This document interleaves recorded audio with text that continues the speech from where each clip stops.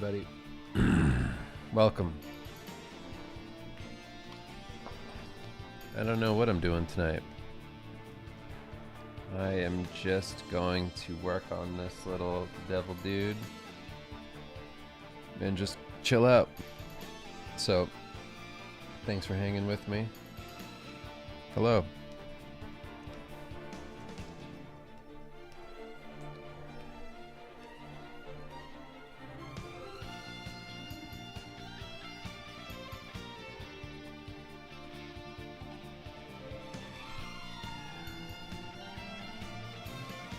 Hen1000. I love your work, man, or Madame. Madame works. Yeah, I'm back. I am back.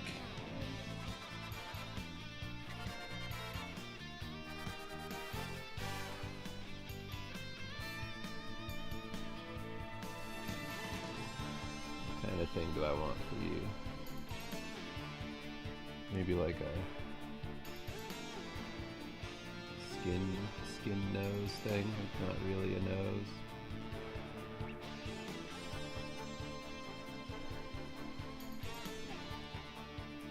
I'm just winging it. I'm just drawing.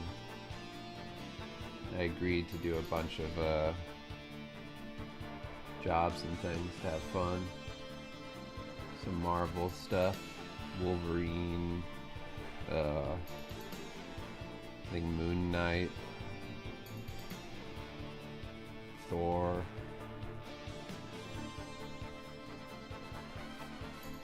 Some other stuff too, but that'll be fun. So I've been playing around with more like quick style stuff for those types of covers. Generally speaking, it's all very similar to what I've been doing.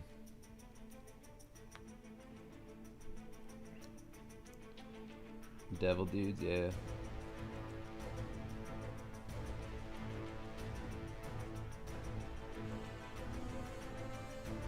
This is just my devil dude homage to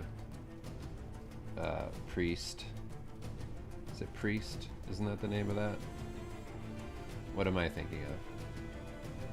Priest is the graphic novel that has that cool style, the like manga. I'm thinking of Preacher. Is that what it is? Yeah, Preacher.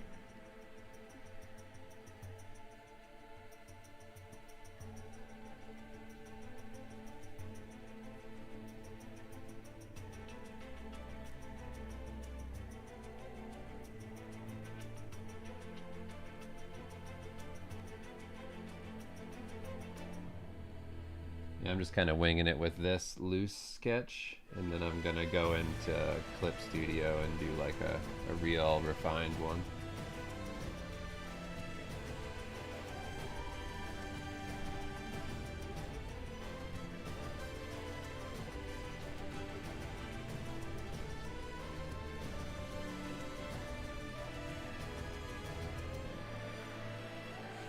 I've been playing Absalom with my kids.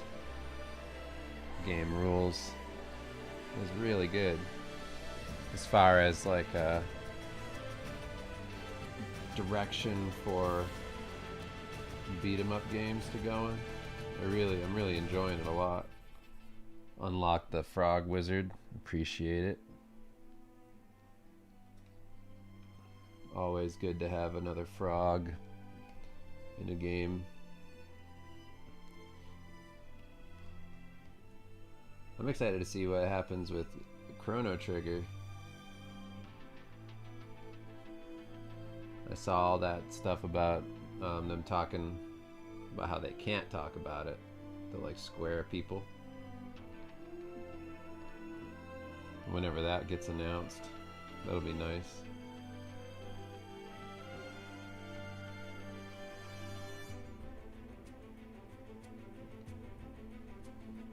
They're remaking Chrono Trigger. I think they're doing something with it. I don't know if they're remaking it, but that's something that I've randomly heard. I've heard so much kind of like chatter here and there about it that I'm saying is definitely happening. I don't have like a clue in or anything. I'm not like behind the scenes. I am pretty sure. I'm pretty sure that's coming. I'd be shocked if it didn't come at this point. Hope it's more than the HD pixel thing. Yeah, me too. I mean, I'm kind of two minds about it though, Riley. It's like, yeah, I wouldn't like that either. I'm not like a fan necessarily of the HD 2D thing. Like, it's fine, but it's not something where I'm like, oh, hell yeah. Like, I would rather it just be, you know, either a complete new thing or a really nice pixel remaster or like an animated thing. I don't know, like animated style. I'm just not crazy about those, that like look. It feels kind of, you know, generic now just because of how it's been broadly applied to everything. Yeah, I don't know actually what I would like. I wouldn't be like super hyped up about them totally remaking it.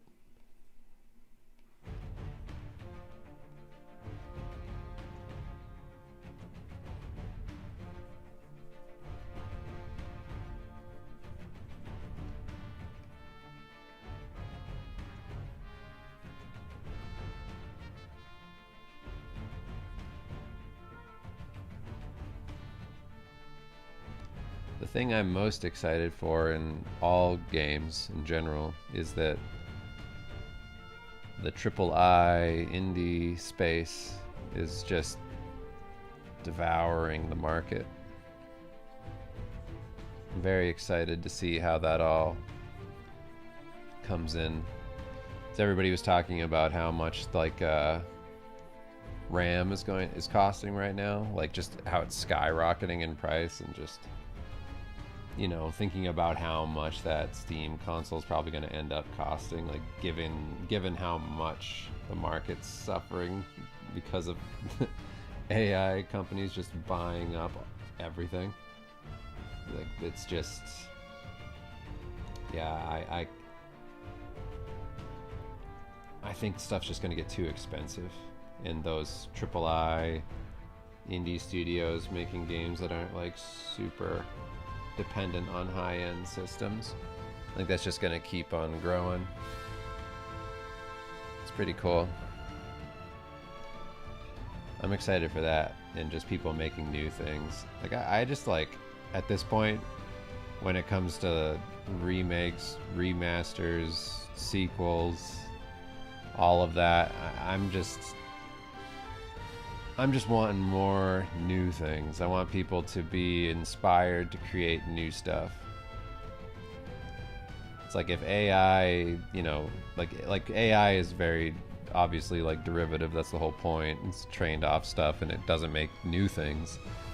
It's like, then people need to do that. AI's got you covered on dog shit. Just rehash and remakes and whatever. It's like, I don't need to see more of that behind the scenes footage of fake One Piece and all this shit. It's like, I just want new ideas. I want Expedition 33s. I want weirder stuff. I want whatever the next Chrono Trigger is going to be, you know, or any of those games. So I think, like, for me, I'm not super excited. Yeah, because I don't want to keep like reliving being 13 forever. Like, I feel like ever since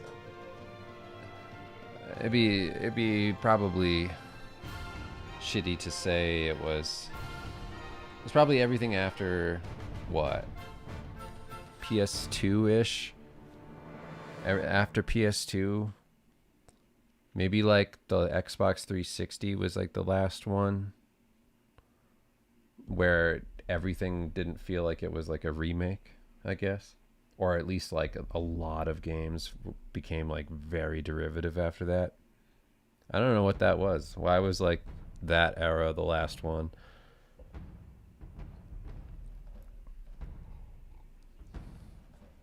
Maybe it's just because that's when games became like astronomically expensive to make.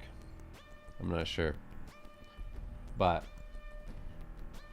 yeah, like I long for that. I don't want to keep reliving being a kid. I don't care for that. It's goofy to me. I want new stuff, new ideas.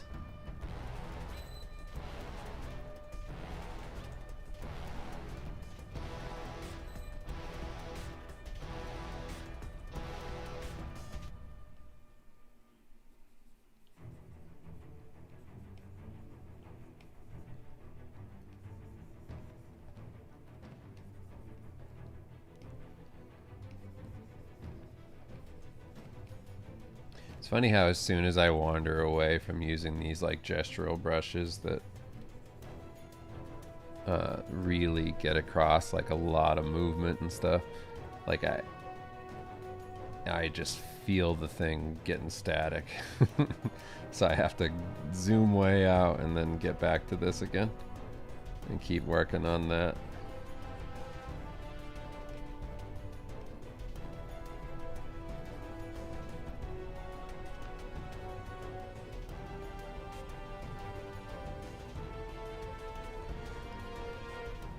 Yeah, that's probably true, Tom. I I do feel like that was one of the last eras that I felt like all the games were pretty newish. Like not like brand new ideas necessarily, but it wasn't like a whole bunch of rehash stuff. It felt like there was a lot of like inspired things coming out.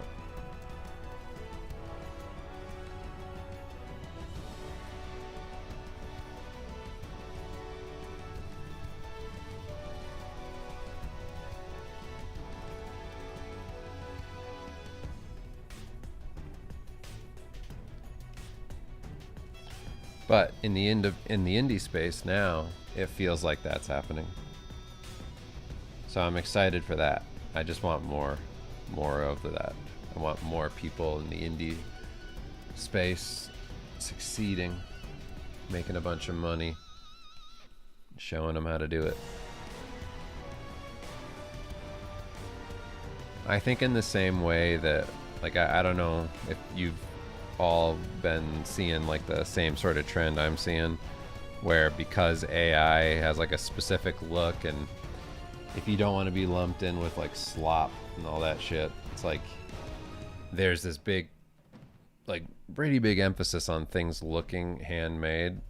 And I honestly think it's going to become like people just don't want something that looks like a AAA game, like a super perfect high-end game.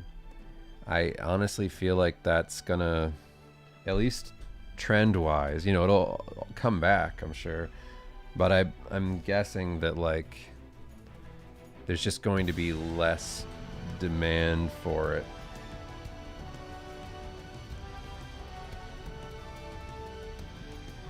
If that makes sense. Doesn't mean there's no demand for it. I just don't think there's going to be as much. I don't think it's just going to matter as much. I think people have enough of a fluency with games now that they kind of get it, where they're thinking, you know, oh, the only thing that really matters is that it's fun. If the game's not fun, then it doesn't matter what it looks like.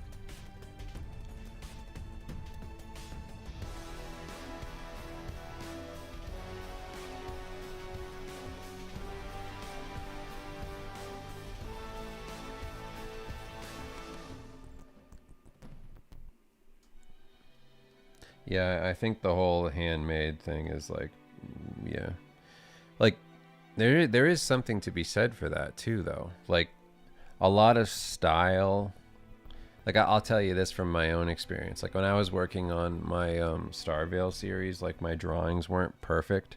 Like I was struggling a lot, like trying to figure it out because I was having to like really push myself to learn and get better.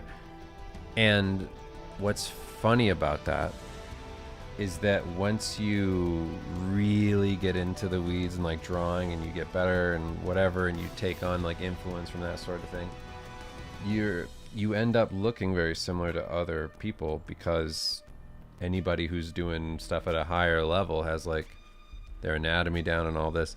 And unless you're like aware of how important it is to maintain that like look that was you before you had all that, you kind of look the same as those people in a weird way.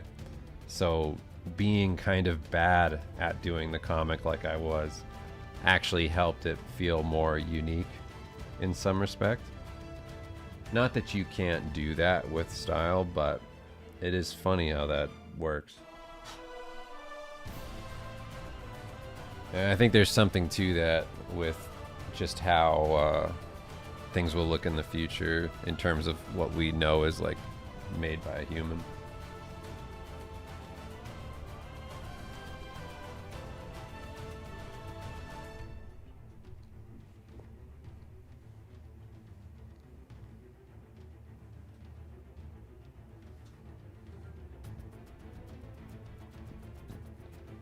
That's what you're banking on, your limited ability. Well, Riley, I mean, honestly, that look of the series you're doing is very distinct. So it's important that you have that. Like, it's not a bad thing, and I'm not saying this to be cruel. It's not a bad thing to stop improving in that way. On that stuff. Like, you're gonna get better at your animation thing, but part of the charm is that it's not, Pixar. And I think that's honestly like really important.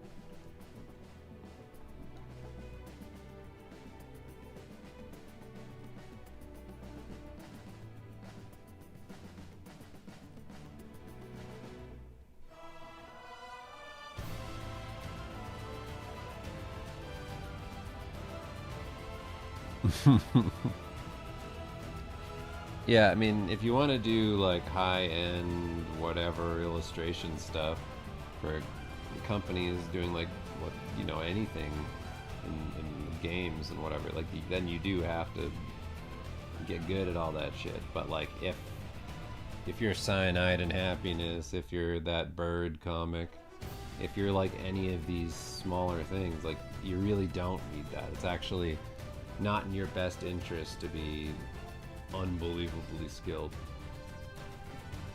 You got to do like Picasso shit where you can do all of that, and then you just come up with this style that's all your own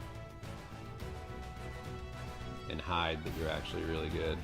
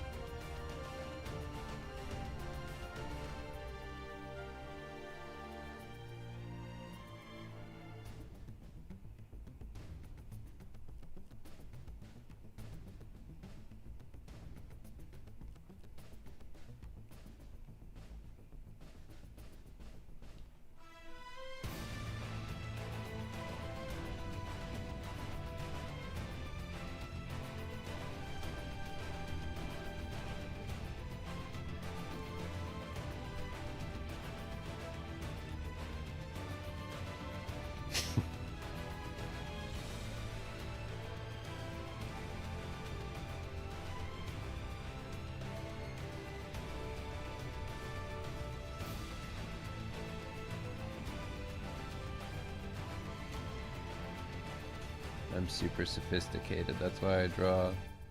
That's why I draw stuff like this. Trying to show you how deep I am.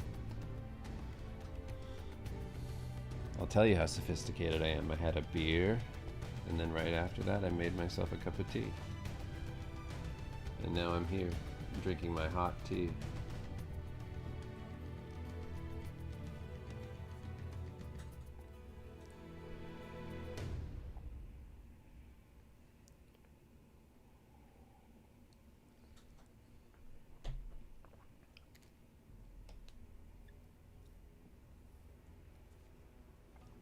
You want to improve your memory visually?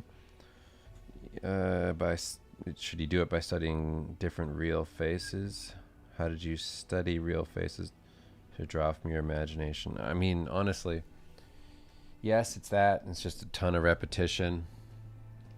I mean, and then it's also just kind of being perceptive, you know, staring at people for too long, taking in their faces, absorbing them. No, it's really just lots and lots of repetition. There's no real like secret to it. Like I could tell you nothing where you go like, oh, well, that's it. And like I've always said on these streams, is even when I was starting and I was doing stuff, the amount of times other artists would tell me like I'm doing something wrong. It's just, I was like, okay, well, I'm doing something. I am trying. You don't want to be bogged down in trying to find the perfect way to do anything, because then you never do anything. You just get paralysis by analysis. And that's how really smart people never end up doing anything with their life, because they see all their pitfalls all the time. Just don't do it. Just start. Take your best guess at what I'm doing. Just be like, I wonder how he does that. I bet he does it like this. And if you believe that's how I do it, then it'll probably work for you.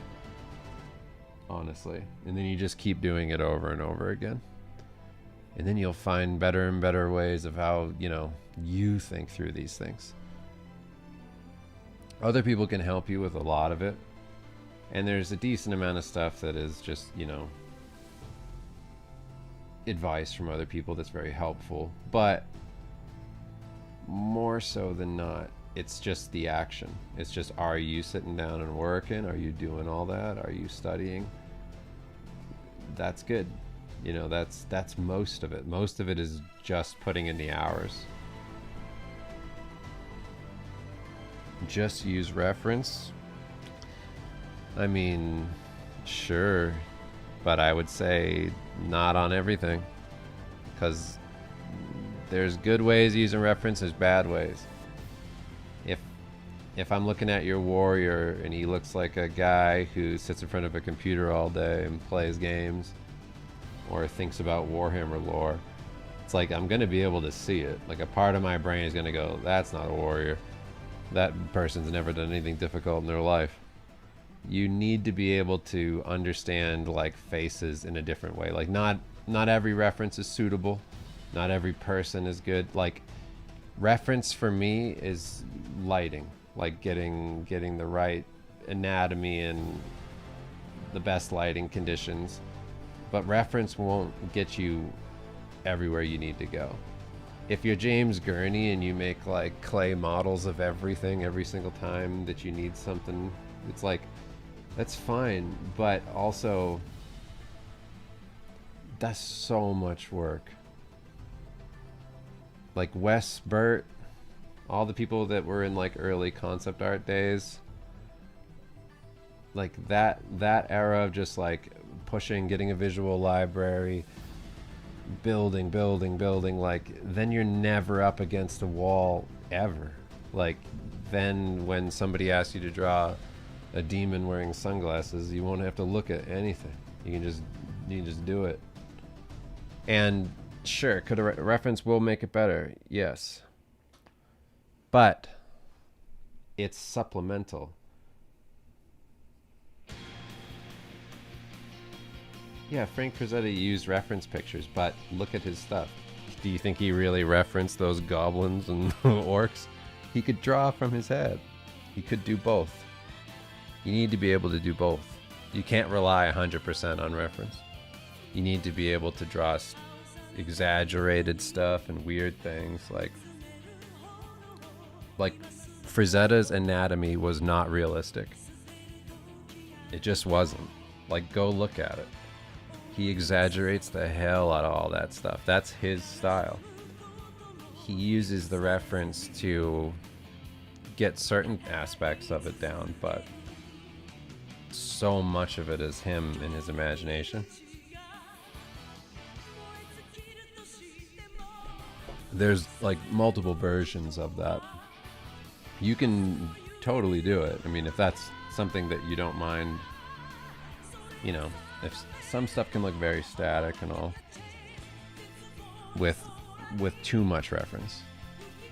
But reference used the right way as just like a means to, like here, I'll give you a good one. Paulo Rivera, he puts up like a lot of his references that he does for his covers. He'll like, I forget, he calls them like wacky reference Wednesday, or something like that. I forget, but he was doing them on Twitter and on his blog and whatever back in the day. I mean, he still posts them, I think. Look at his stuff.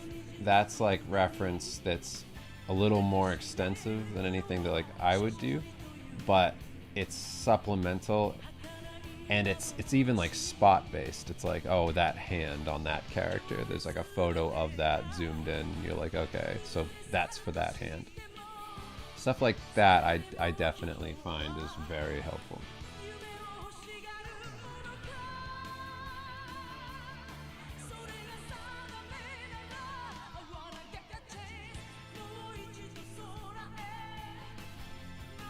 But I can tell you something that, like, when I get asked to draw, you know, some monster from the depths of hell and all this stuff, and they're supposed to just be, like, really gnarly and crazy. Like, think of, like, you're asked to do, like, a Bloodborne boss. Like, look at a Bloodborne boss. It's just not something you'd reference. So, like, you gotta be able to do both. In video games, specifically. And a lot of illustration, but yeah.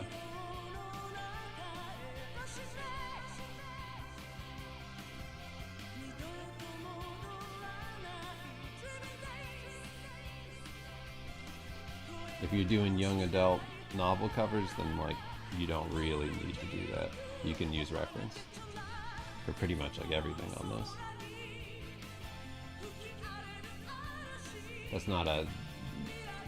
That's not me making fun of young adult novel covers either. I'm just saying that that's more what that kind of field is. But a field where, like, you know, you're drawing monsters and things all the time, and you really do need to be able to do it from your head. Like, I have to put out like multiple character concepts a day for monsters on video games. I don't have time to like get reference. You just have to be able to do it.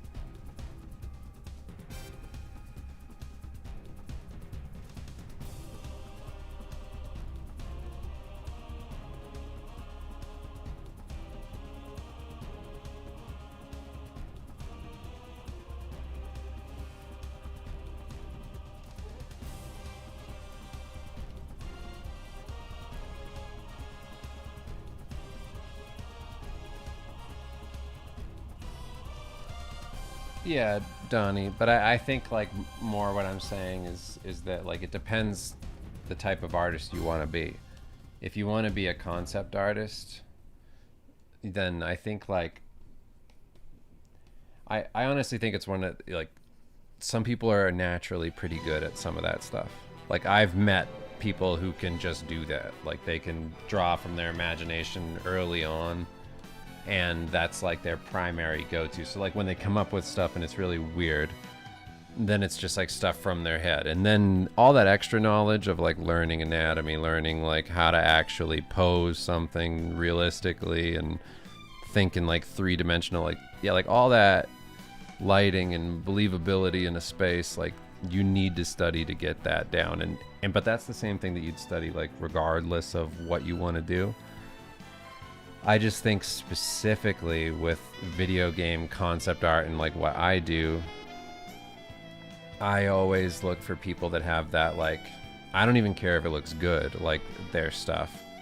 It doesn't need to look super real. It's all idea based. So it's like, are these ideas really good?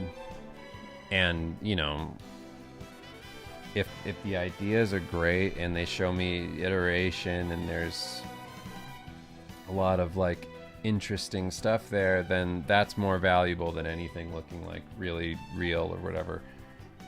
And I'm saying like in that field in particular where like the turnaround rate is so high and like you're pumping stuff out, you need to have like a almost like a natural inclination for the imaginative work, I feel. And then it needs to be supplemented with like the studies.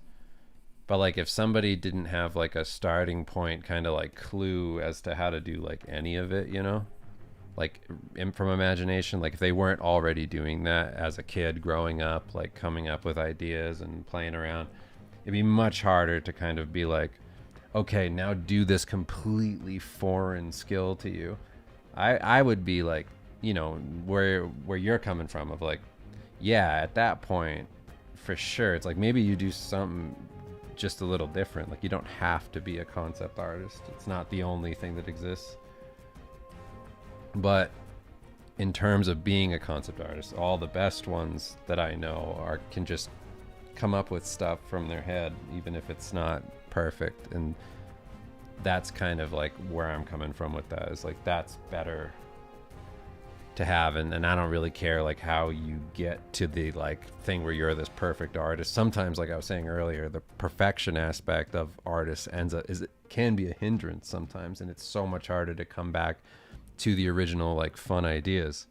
You practice so much on fundamentals that you kind of lose the fun of being like young. Like I almost prefer to have some people in the room coming up with stuff that are a little like weirder and not perfect. Like if you look at the From Software games, like you look at their art books, like a lot of that isn't particularly incredible. Like they are cool ideas and they're really well done, but they're not super polished. Like I wouldn't say that a ton of the stuff, you know, in terms of skill level and knowledge of what they're doing, like there are Ghost of Tsushima concept art that's at a much higher level in terms of like the forms and rendering and readability and stuff like that than some of the FromSoft things. But the FromSoft ideas are crazy strong.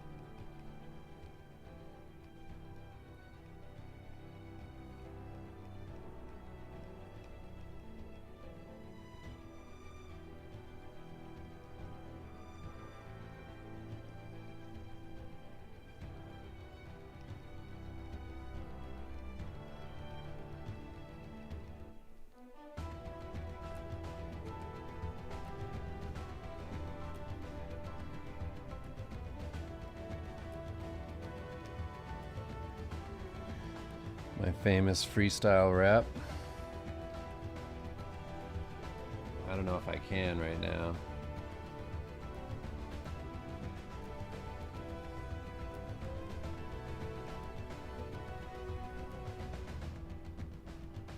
Honestly, that's like all I do for my children. Is like it's either freestyle, just dumb songs, which, you know, it's a dangerous bar to have to meet every night where they go, come up with the funniest song ever. And I go, all right. And then I just come up with a song on the spot. I'm pretty good at it now. I can just do it. I just tell stories off the top of my head, just make them up as I go, of like a monkey and a bear in space who go on adventures, and you know, they have a whole spaceship where when they go light speed, all their clothes rip off and they're naked. So much cool stuff happens, man. The bear's lactose intolerant, farts a lot and shit. Super exciting. Lots of things happen.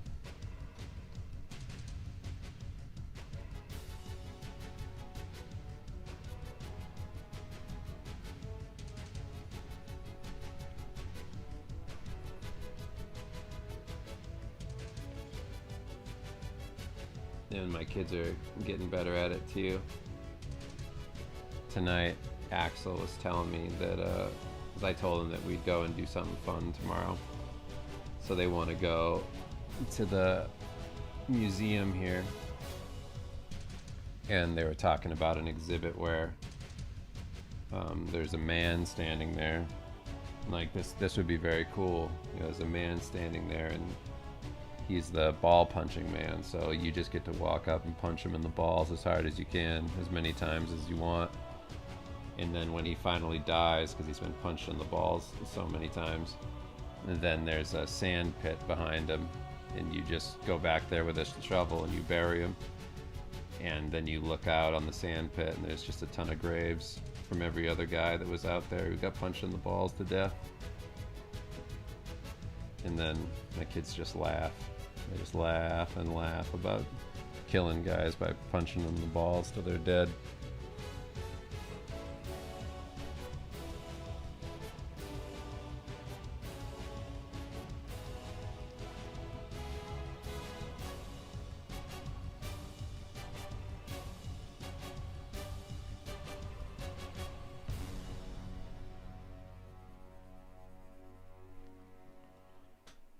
Yep, Brad. I haven't talked to Brad in forever. I mean, basically what happened to me is the same thing that happens to everybody who has children. You just end up becoming a dad that only does kid stuff and family things.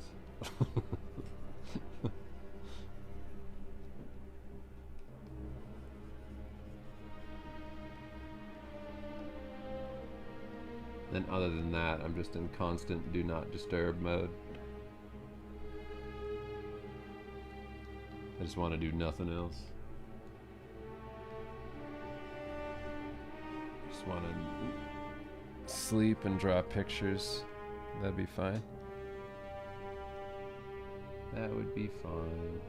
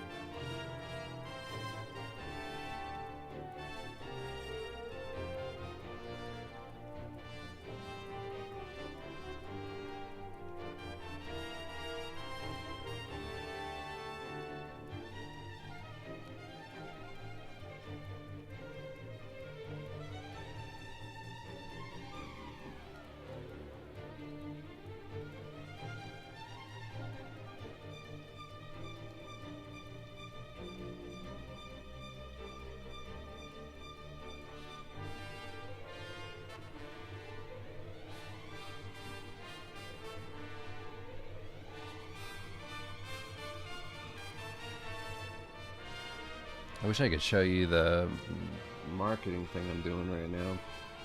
I wanted to show you kind of what I'm doing with this brush, the watercolor brush and clip that I like.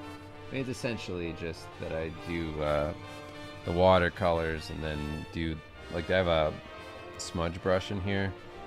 It's really quick, and I can just do like a blur by fiber thing in here. So like a lot of the kind of waffle looking lines in this brush, I can just kind of smudge around while I'm doing this. And I really like the look of how this all comes together. I just basically do this, and then I go into Krita and just keep rendering with these values.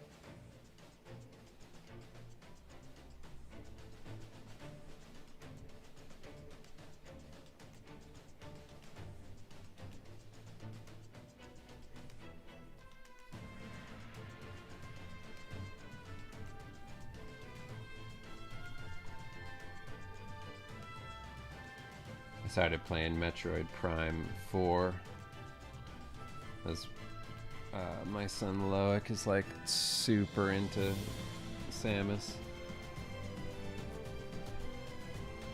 He's got like the Prime art books. He's got art that I did of Samus up on his wall, and he just thinks she's the coolest. So he was super hyped for Prime 4. So now we're playing through it. And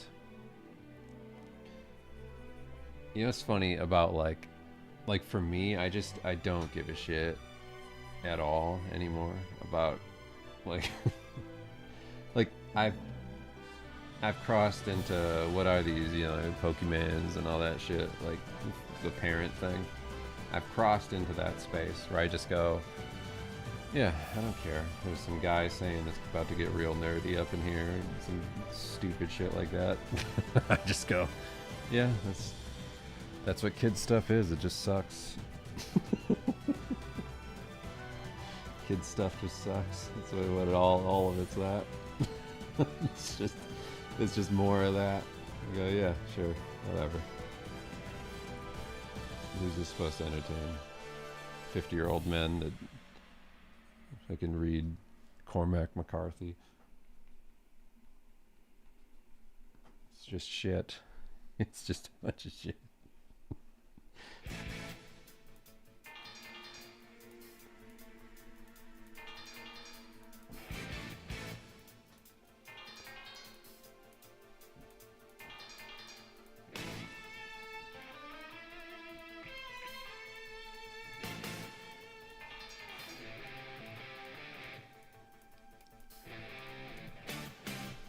The reality, though, is I do go, you have an incredible budget with a humongous IP. You really could get incredible writers and people who know. But that's also the folly of all those things, is that is true. They could. But it's such a risk for them that they go, the biggest risk is making a bad decision. Let's make the worst decision.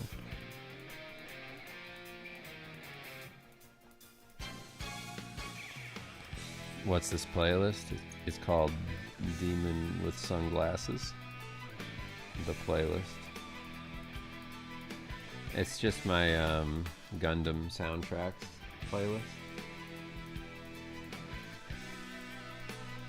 This is what we listen to when we go to school in the morning. my kids just quietly look out the window and imagine huge robot wars. The question I get asked constantly is, but what's this song about?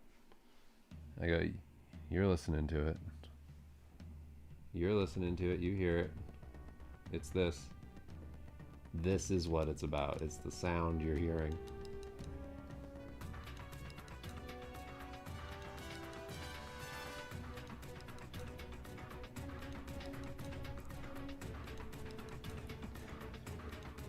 Yeah, it's all Gundam music.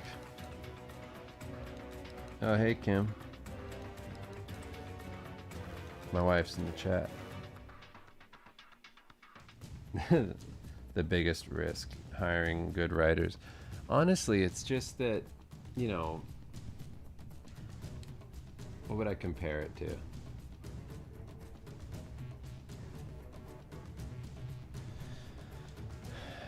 I don't know. It's, you know, in like Prometheus, when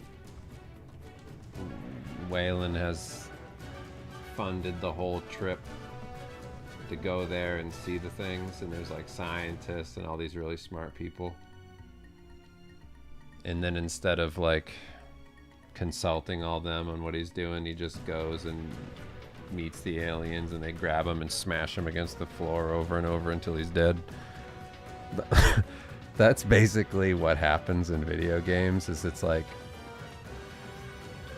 you hire all these really great people, and then the person who hired them, Waylon, comes out when it matters the most, and they just go like, look, this means a lot to the company. It has to be great.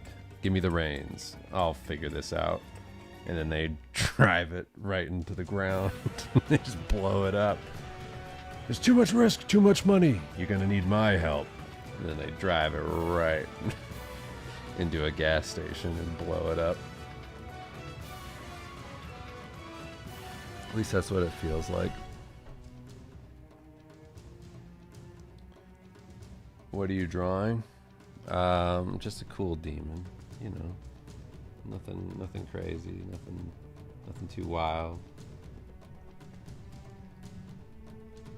Just like in VFX. Yeah, I mean, it's insane. You just go like, how? What is this? What are you doing?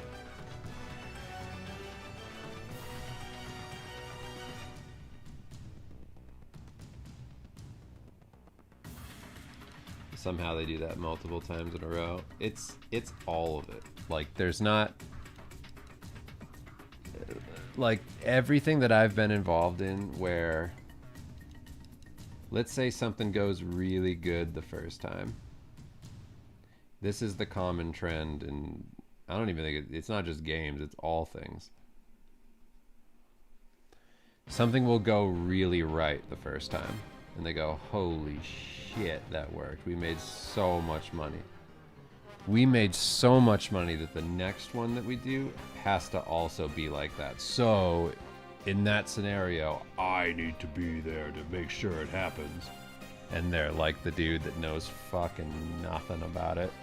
And they're like, all right, now, the reason it worked was because, and then they don't understand that the reason it worked was because everybody liked doing it. So they go like, it just needs to be the same thing. What was cool about that? How she jumped? It's like, the fuck? The fuck are you talking about? They have no clue. They're just guessing. They're just like, replicate that. We're too scared now. We need it to work again. And you're like, hey, no, get out. You get out of the room. Go away. You're an idiot. The reason it worked is because nobody was looking. Because you weren't looking. That's what happened.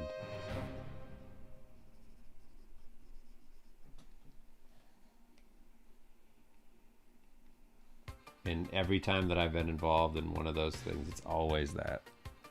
It's always nobody was fucking watching. And it was low stakes, and then the thing works and it goes really well. And then as soon as it goes well, there's a team of like 20 people on the next one, and you go, all right, now let's make sure this next one fails. That's always what I think in my head. Let's make sure this next one sucks.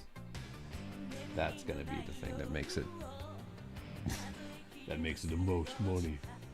More people, more money. That's the way it works. Yeah, it's crazy.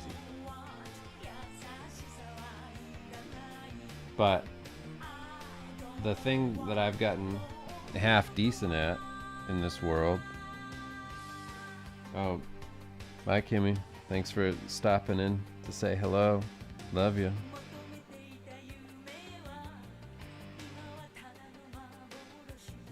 The thing that I've gotten good at, like where I maybe wouldn't have done this when I was younger, is in meetings where, like, you know, it doesn't matter what it is. Like, I'm in these kind of meetings a lot.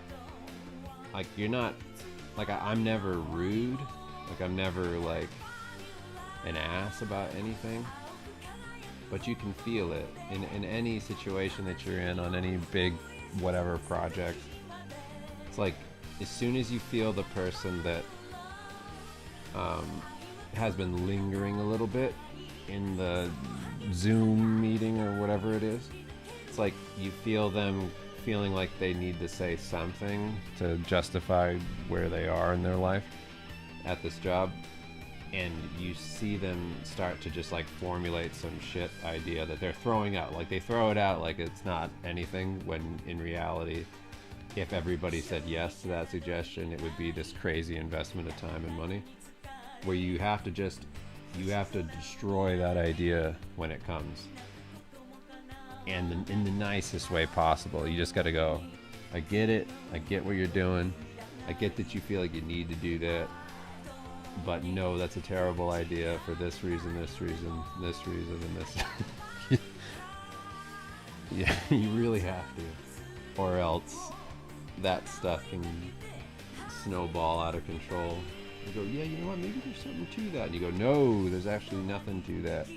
That wasn't even a thought out idea. That was just somebody farting out loud through their mouth. You really have to stop them. So I do that all the time. I just go, no.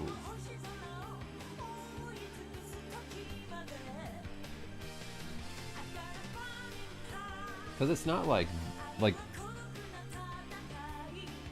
misconception would be like, oh, I'm just going to be quiet to not hurt anybody's feelings. No, they're going to be way more hurt if this thing dies because of that idea. You have to be willing to defend what you're doing. Stand up for yourself.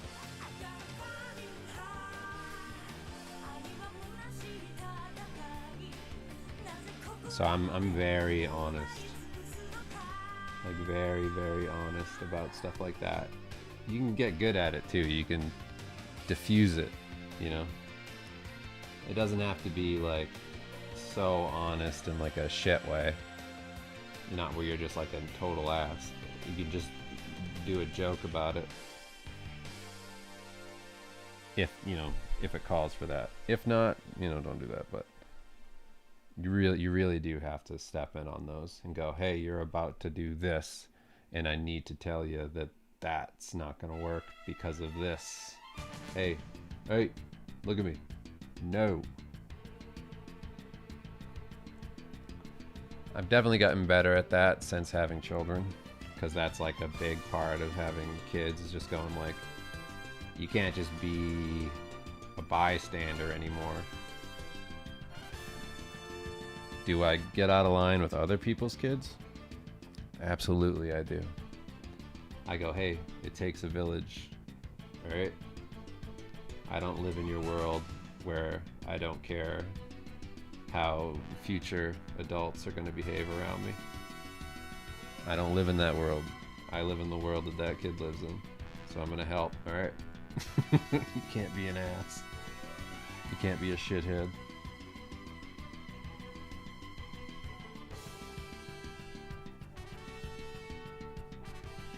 As a former ass and piece of shit, I have to help. I have to pay it back.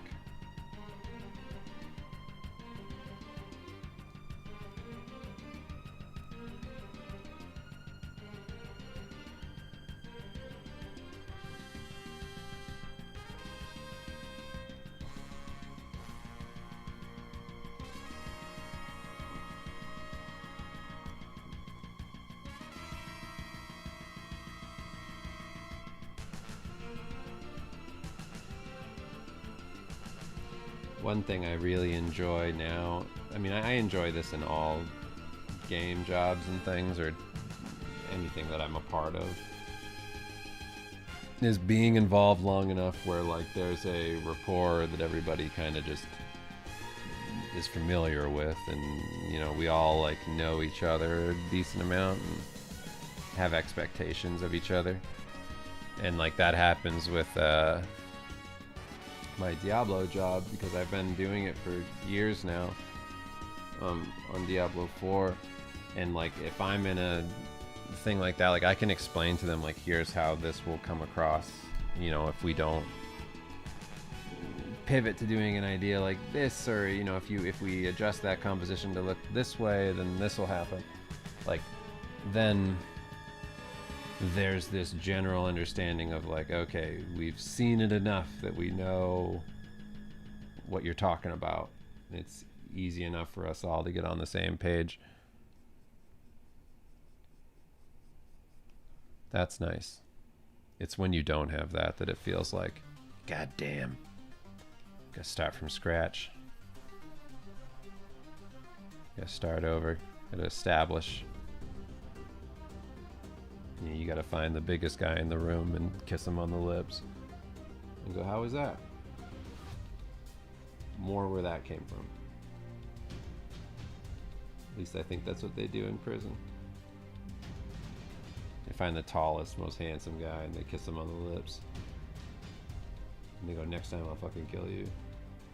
I think that's how prison works. That was a kiss of death.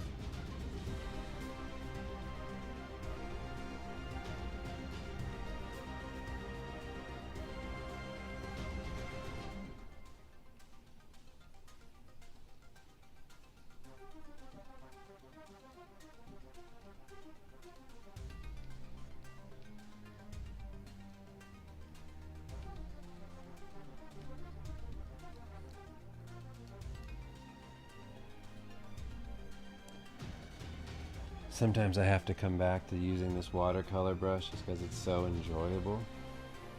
Even if it's not the fastest thing in the world, it's just enjoyable to sit here and render out stupid shit. Especially when I know I'm gonna do that like smudge brush thing, blend all this and make it look nice.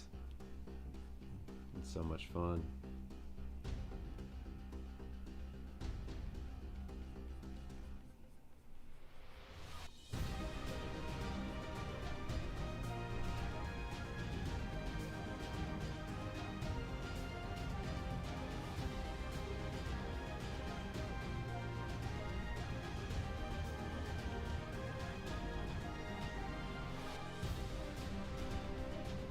The way you draw arms, I can always tell was made by you. It's funny. I always have this thing in my head where I'm like all of my stuff, no matter what, if it's like dynamic, there's no way there's not like a ton of fucking Power Rangers reference in there from me being a child, thinking about how people jump all theatrically and stuff. Like everything I do is like that.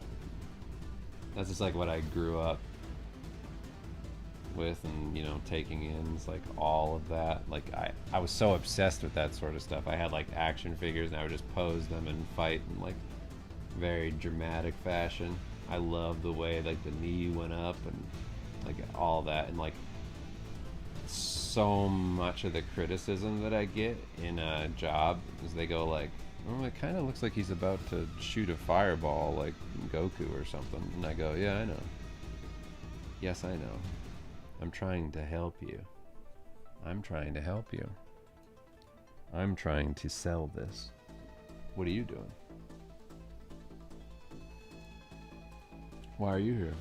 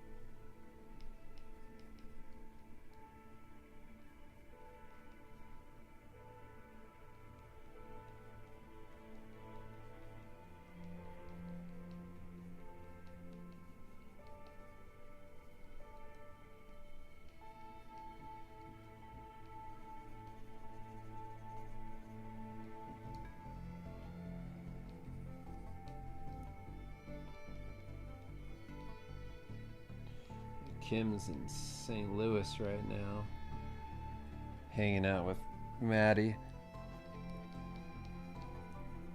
So I've had the boys for, well, since Wednesday morning.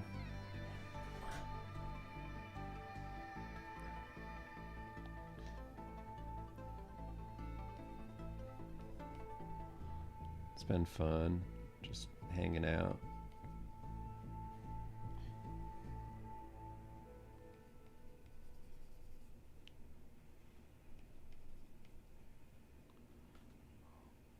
Okay.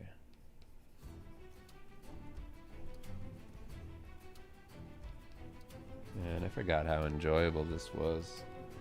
I've been using this to do stuff again, and man, it's so much fun. Combining this with like that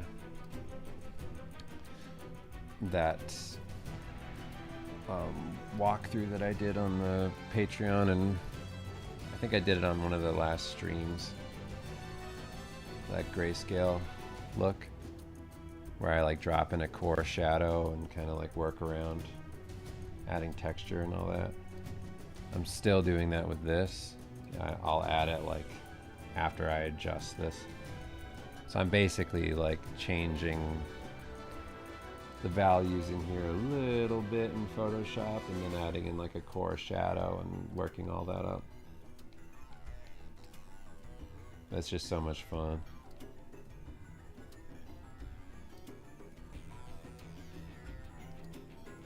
It's such a fun way to like chunk around shapes and values.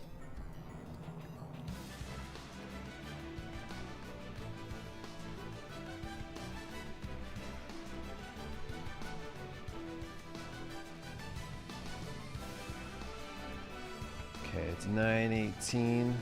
We're just past the hour mark. I'm just gonna go for like a couple more minutes, and then I have to hop off of here because I'm doing this like deadline for another picture. I gotta get done.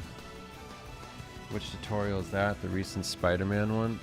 Yeah, Spider-Man had that a little bit. I just feel like,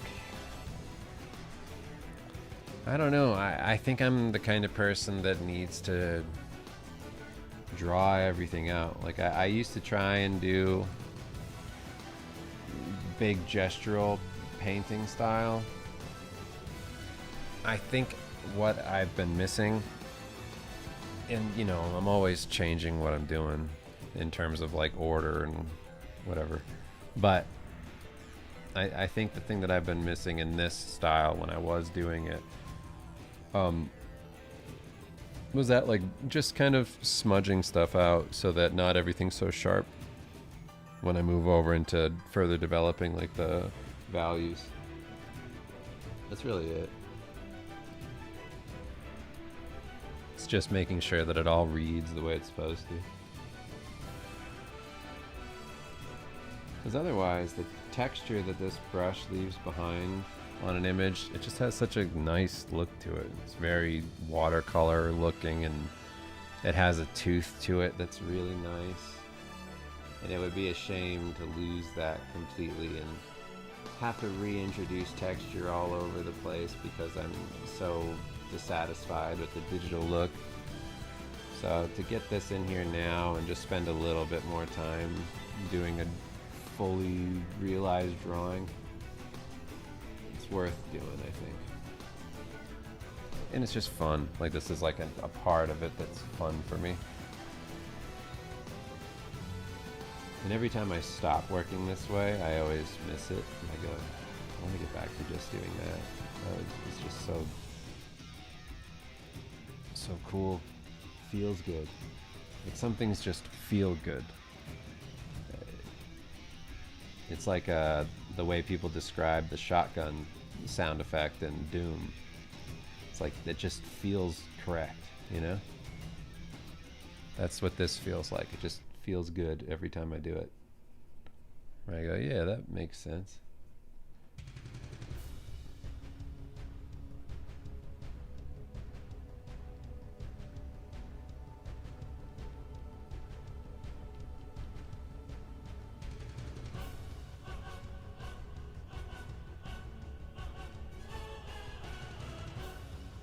Hey, Tom. Yeah, have a good night. Thanks for coming.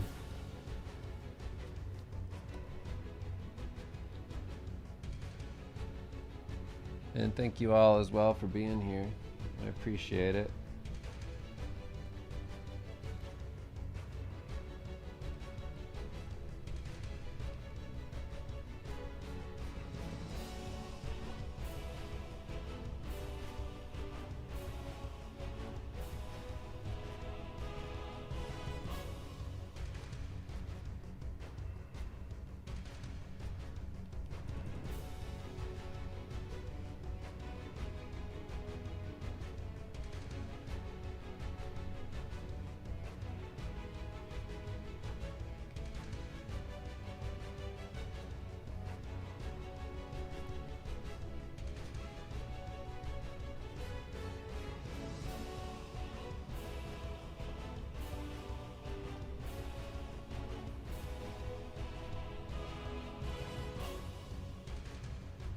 Okay, cool. All right.